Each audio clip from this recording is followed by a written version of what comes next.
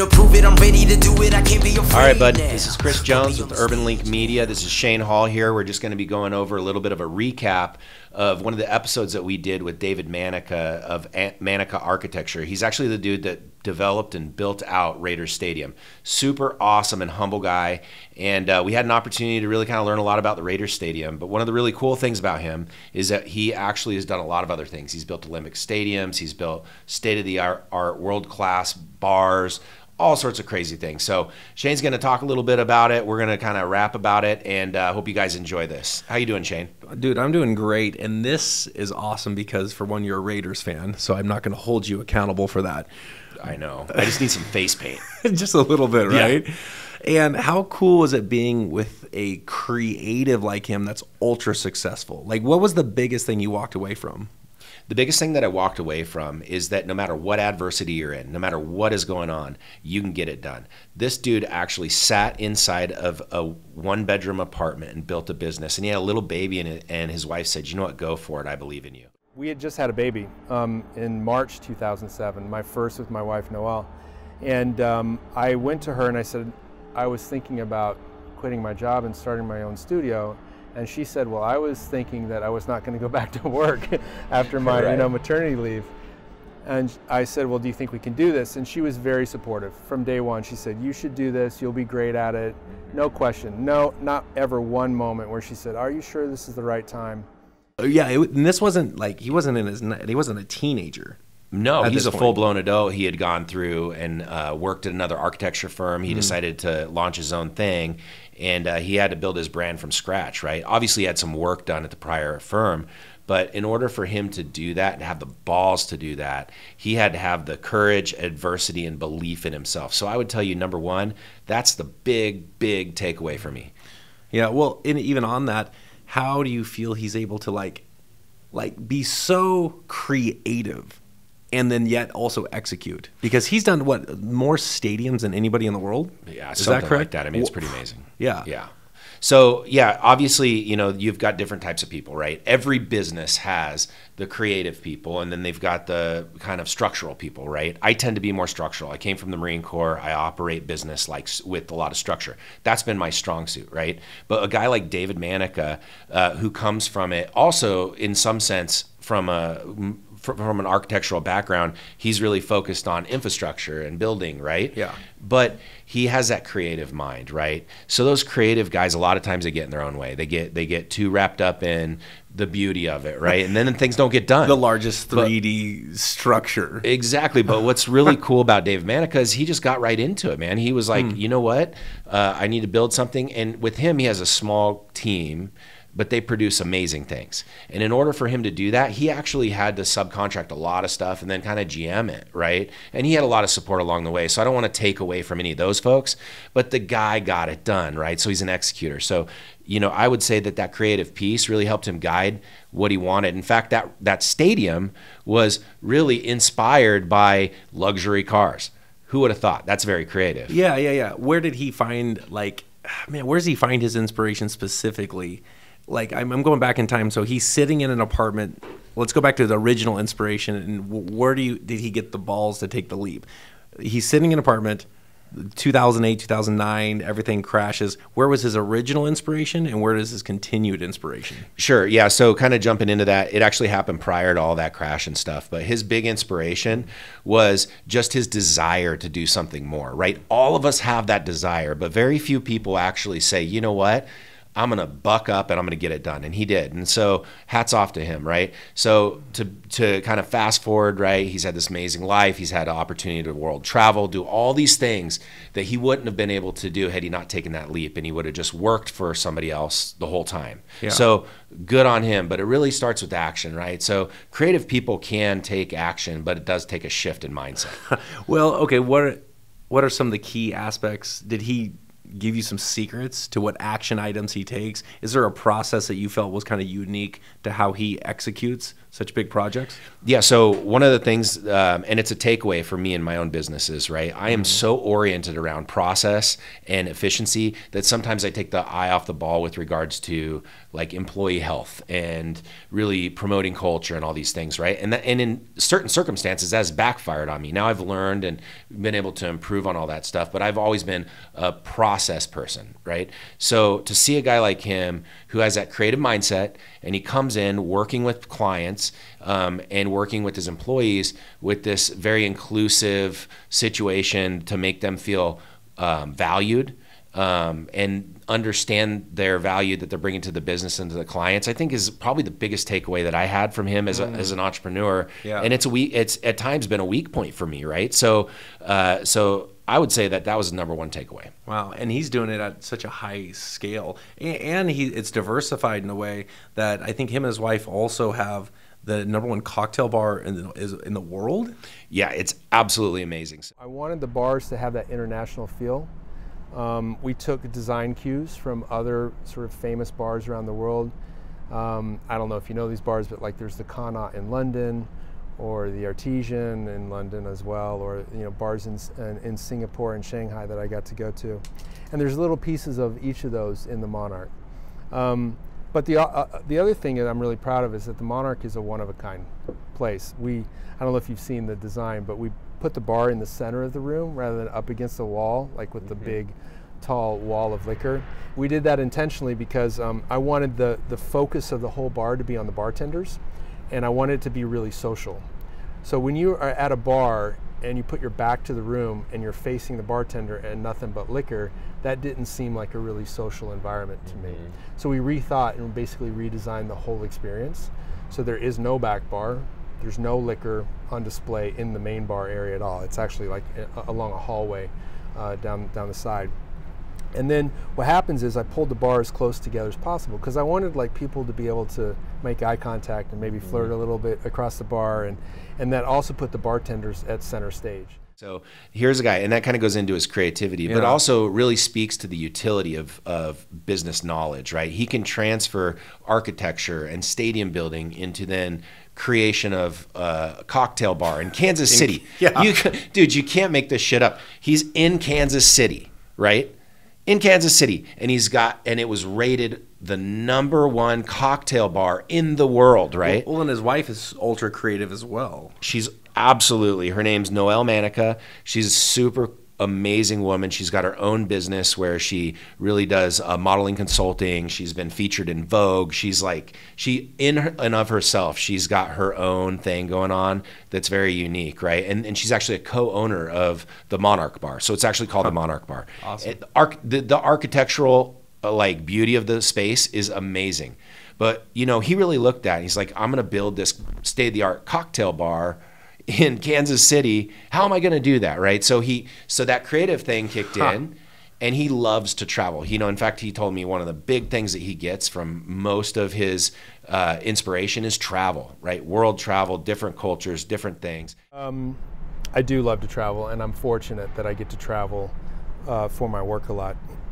I live in Kansas City. I love Kansas City. There's two things I say about Kansas City. One is it's not close to anything, but it's equally close to everything. And the second thing is it's a great place to leave and the best place to come home to. So I'm really lucky that I get to travel for my work, and it absolutely has a huge impact on my life, on my lifestyle, and on the way I think about things. I'll never forget the very first trip I made to Europe as a backpacker in 1990. It changed the way I thought about the entire world, and it's a huge part of why I continue to become an architect, because I wanted to be a part of those kinds of cities. But then it even had an impact on the kinds of businesses that I would open, which was a huge part of the bars, like we were talking about earlier. So, yeah, but from an architecture standpoint, what inspires me the most about what I think makes a building great, and what we try to bring to all our buildings, is a story, and it's a story that's unique to that project. And so every project has a different story, because it has a different climate, it has a different city, it has a different sort of user at the end of the day. And I want all my buildings to respond to that in a unique way. right? When you'd say, hey, you know, I would expect that to see that in Tokyo, or I'd expect to see that in somewhere in Europe or wherever, right? No, it's in Kansas City. Opposite of the Raiders stadium he built in Vegas. Right, which... No misalignment there, no misalignment there. Yeah, that's actually awesome, right? Because anybody who's a Raiders fan knows that that's kind of bizarre that some Casey guy... Yeah, like a good, wholesome Kansas City Chiefs fan, you know, would make their way to your Raiders area. Yeah, I get it. Right. I actually tried to grind on him about that whole thing where they said that they put a Raiders flag I think they did, in the right? concrete. Well, I don't know. Oh, He didn't so substantiate you that. know if they did or not because he's the dude. Well, I asked him. He didn't substantiate it. So Oh, he just dodged it. Brilliant. probably. He might have been the one that did it. Did somebody bury a Chiefs flag in here? They say that. That's part of the story. Yeah. Is it actually part of the story, or is it publicity? I think it might be publicity. Okay. I don't Won't know. cover I it. mean, it's a famous story on Facebook. You know, the Chiefs Raiders rivalry is sort of, and I think some Chiefs fan, whether they actually got it in and did it, or whether they just said they did it, I don't know. I wasn't there that day. I couldn't You didn't comment. do it? I did not. Was not me. Was not me. He's an amazing guy, and one of the things that I really, really appreciate about him is he's a disruptive innovator. You know, I've talked about this a lot. In business, if you're like everybody else, you're not going to succeed, and if you exceed, the margins aren't very good, and you're fighting against yourself, right? Yeah. This guy is disruptive. He built one of the very first stadiums that actually had a tray that allowed him to remove support beams in the building and actually move the field, literally move the field from outside where they grew the natural grass inside. Was this the Arizona Cardinals stadium? Or See, so it's interesting. I put out some information on this last year, Yeah. and I got a lot of people saying, you know, there's other stadiums that have done that. Yep. Yeah, sure there are. But to my knowledge, at least, there are none that actually remove support beams to do it, right? Yeah, that makes sense. And the architectural genius behind that he did, and we actually had an opportunity to go and look and see how that happened. The stands literally move out of the way, right? And the field, the bottom of the field supports, as the tray moves in, supports the stadium Really? circularly instead of through beam That's crazy. support. That's Right? crazy. So just think about that. So you've got your stadium at full capacity or at load, and then you've got your non-load. So in a non-load circumstance, they can actually remove the beams, and then that field as it comes in supports from the field itself. The tray supports Wow. the entire architecture. We were bringing this gigantic field tray, this literally the size of a football field, under the heaviest part of the building. Because you can see over there, there's 3 decks of people there, 3 different levels full of, you know, toilets and concessions and escalators and elevators and people. And the tray has to go under all of that. So that entire end of the building is essentially a bridge with nothing under it. And that allows the tray to go completely under the building and outside. And so then the last sort of key to unlock this real challenge was that we have columns that are on hinges that drop down when the field is not in motion. So the field can only be operated when the stadium's empty. That makes sense. That's a reasonable sort of consideration. And that when the stadium's empty, it is at its lightest because it's not full of people. The live load, we call it, the weight of all the people in the building. So that's when the field can operate in and out, and that's when the columns on hinges lift up so that the field can slide under this bridge of a stadium and outside. Then, during a game, the columns hinge down and actually bear on the ground, and the additional weight of the people is held safely by all the additional columns. So it's not just the field, it's actually structural in nature. Yes, That's absolutely. pretty cool. Yeah. Weight distribution and the whole science behind that, that's awesome. It's unbelievable, and I had the opportunity to literally see how it all comes apart, how it moves, everything. Was he pretty excited while he was showing you these Yeah, of different course. aspects? I mean, I think he's done multiple interviews before, right? And Yeah. that was one of the things that I really enjoyed about his interview, by the way. He was very polished. He knew where I was going. It was a lot of fun to interview him. But, you know, I'm a Raiders fan. You know that. Just stepping on the field was amazing. Well, and the fact he dodged the ultimate question, and only David MANICA can tell us, is there a Chiefs flag buried underneath Raider Stadium? That is a very good question. Everybody's wondering. You were with the guy, and I'm going to speculate and say, yeah. Yeah, he put it like folklore, right? But whatever, you know. I mean, I'm just going to pretend it's not because that would freaking piss me off as a Raiders fan. So, you know, but like I said, I mean, just diving into his whole thing, he's an amazing disruptive innovator that came up with conceptual ideas that can be beautiful, right? I mean, a lot of so I look at like Tesla. I couldn't hear what you said. Wow. I'm probably not even going to cut that out of the video just because that's so The iPhone's amazing. I don't know if listening. you guys listen to iPhone's iPhones, listening. but apparently they're listening in. They hear everything. So anyhow, the big thing with him is he's able to build beauty, right? Absolute beauty around what he's doing. Yeah. And he had to really specifically design for that, right? Knowing that he had certain, I guess, engineering components that would make that difficult. But within all that, within his space, you know, from a cocktail bar to these, was it 12 different stadiums or 20 stadiums? Yeah, around it's something crazy. Right? Some are Olympics, Olympic-related stadium. I mean, this guy's a high-tier guy. You get away from it, the fact that he still just keeps it simple and goes to work and builds teams around him. It sounds like he's very good at bringing in the right people, and he's a pretty humble individual about how he executes it. Exactly. So he's literally building this small team, but because he's so good at building culture and building support around himself, he's able to work with a lot of contractors and really pull something together, right? And I think of it kind of like a wedding planner, right? They've got all these people who are doing this, that, and the other, and they got to sit there and kind of corral it together to make it work.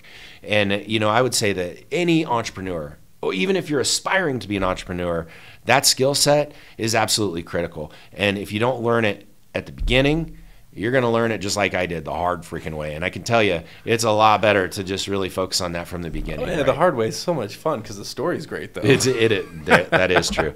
But yeah, man, I would just say amazing guest. And more importantly, the knowledge that he dropped really gave me some perspective on the things that I'm doing. So hats off to him. Yeah. I think he's an amazing, amazing entrepreneur, and he's an amazing, probably even better creative.